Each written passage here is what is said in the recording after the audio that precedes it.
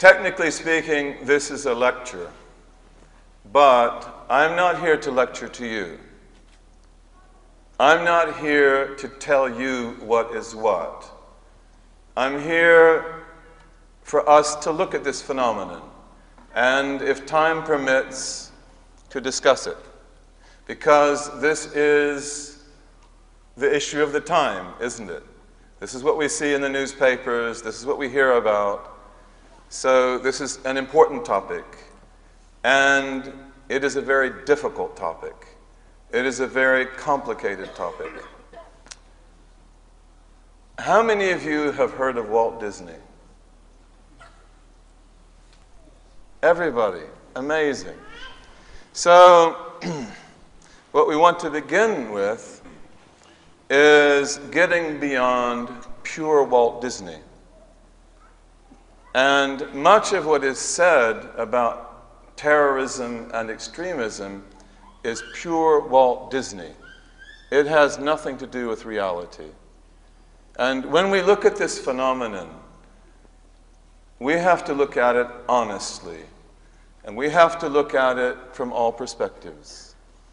And we have to look at the parts that are ugly, and we have to look at the parts that drive people to these things.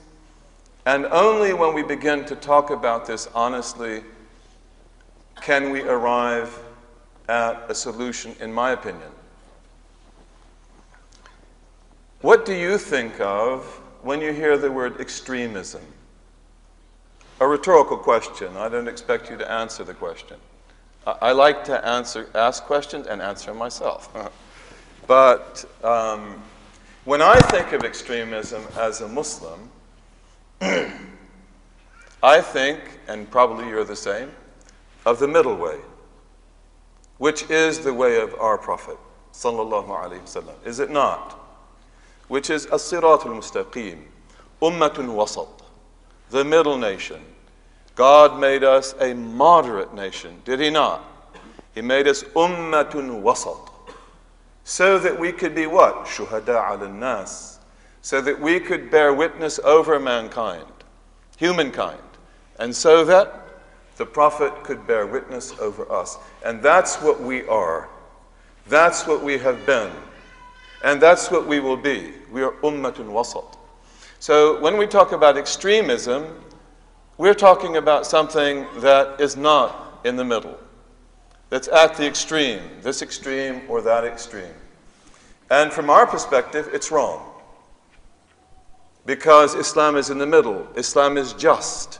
Islam is fair. We hear this word in the press all the time. So sometimes I ask myself, but what does the other side mean when they use that word? In other words, if I think of extremism and I imagine the middle way, which is what it implies to me as a Muslim and to you, then it may be that other people use the word and they think of something else, such as you are extreme and I am not, that you are incorrect and I am not, that you are guilty and I am not, that the burden's on you and it's not on me. And if that's what is meant by extremism, then I think that's very difficult for all of us to accept.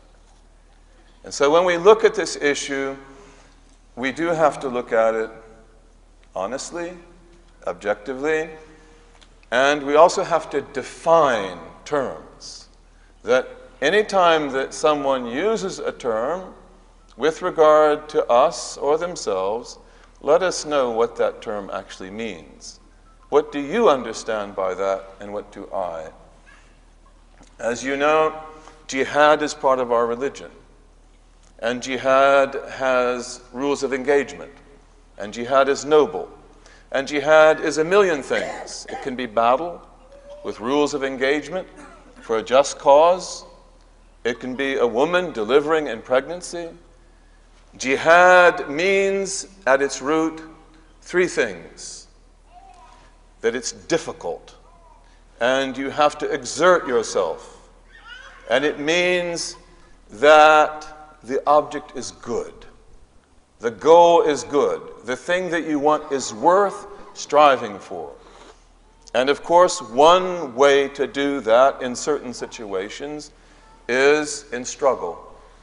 And no Muslim denies that. That's something very obvious. But we have rules of engagement. There are certain things that we do not do, that we cannot do by the law.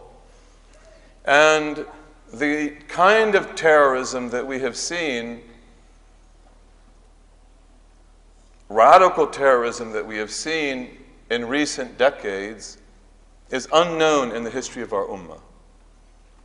This is something very recent. We don't have that parallel in the past. And you could even say that most of it begins in 1983. 1983 and after that. And the inspiration for a lot of that radical terrorism doesn't come from Islam. It comes from leftist ideology.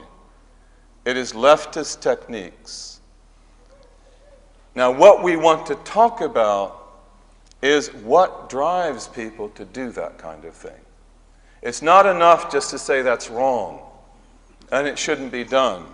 It's also necessary for us to consider that what drives people to these limits, what makes this happen.